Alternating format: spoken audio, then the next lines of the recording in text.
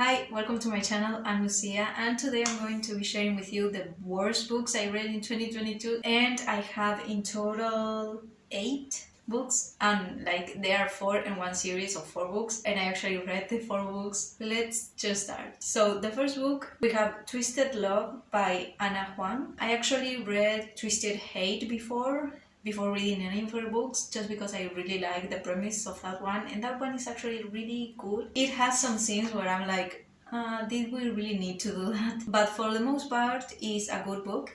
But this one, The Twisted Love, it's definitely me, because I think I would have liked this book back in the day. Right now, like, I'm so over the like bad boy, cold guy, like it's just mean to everyone. It's even mean to the main protagonist. But then he changes and he's super sweet to her. And I don't know, it's connected to the mafia and like kills people and like punches. Like, I'm just over it. Especially when the guy doesn't have anything interesting or like redeeming about him. Like, this guy was just annoying and mean for no reason. So like in this book there is like the mafia is involved. That entire like plot, it was just so weird and complicated and out there, not believable at all. So that also put me off. But yeah, I wouldn't recommend this one. I do recommend Twisted Hate, but just read that one and skip the other 3, because at least for me they are not worth it. Then we have Fixer Up by Tessa Bailey. This book was also annoying, super annoying.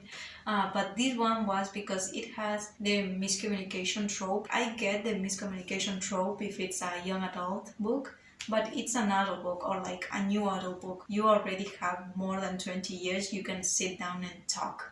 You don't have to imply or think things that are not happening. You just sit down and talk.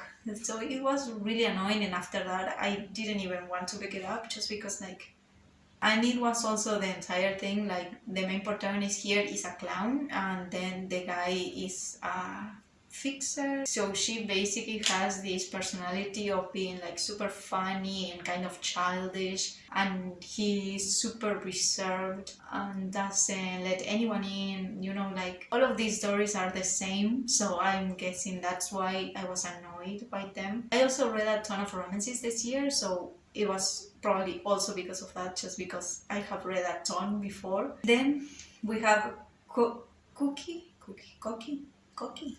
Then we have Cocky Roommate. I'm not sure if that's how you pronounce it, but Cocky Roommate. But you get it. It's by Claire Kingsley. And this romance also didn't feel believable at all. The guy was also super mean for no reason. Again, why? The thing that weirded me out a bit was that he had a dramatic change, like from his thoughts of the main protagonist. He was set on hating her, and then all of a sudden things changed, and it was really out of nowhere. Everything happened way too quickly, and I'm used to romances going fast, but this one just went way too fast. At least I didn't see the relationship build and change. It was like a quick thing, and it felt like the author wanted that ending, and what happened, it didn't feel like the story was going that way. Then we have the Unhoneymooners by Christina Lauren. This book, I actually was enjoying it, like at least 3 stars. It wasn't like the greatest book ever, but then the ending really rubbed me off the wrong way. I'm not going to say much because I don't want to spoil it in case you actually want to read this, but the ending was horrible. Like, the guy in this book is actually not that bad. He's still kind of an asshole, but like not super asshole. But on the ending, he has a drastic change, and there is also a miscommunication trope. I felt my blood boiling, just because when the love interest is mean to the protagonist, I always get super defensive, just because like she is adorable and actually super sweet.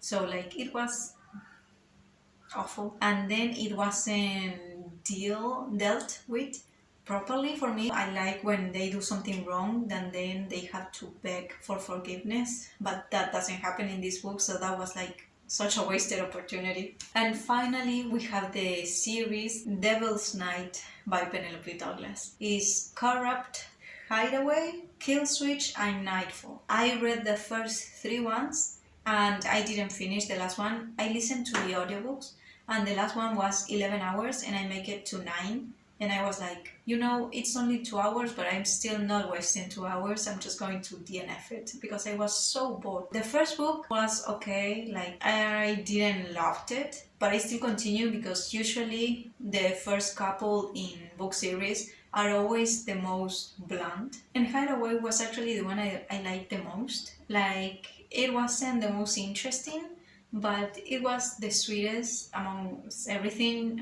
Penelope Douglas is famous for writing dark books, so like all of these books have trigger warnings, a huge list of trigger warnings you should look up. So this one was the lightest one, like things still happen, but it felt a little bit more romancy. And then we have Kill Switch, that was actually the most interesting for me. Not the most lovely, because it's insane what happens. But in this book there was so many things going on, and these things were deeper than than in the books before. So after that I was super weirded out, and then by not Nightfall everything was too much, and then all of a sudden everything was alright. Like, these people started being normal, and it was so boring, like nothing was happening. And I also was not interested in anything that happened to these people because they are horrible people.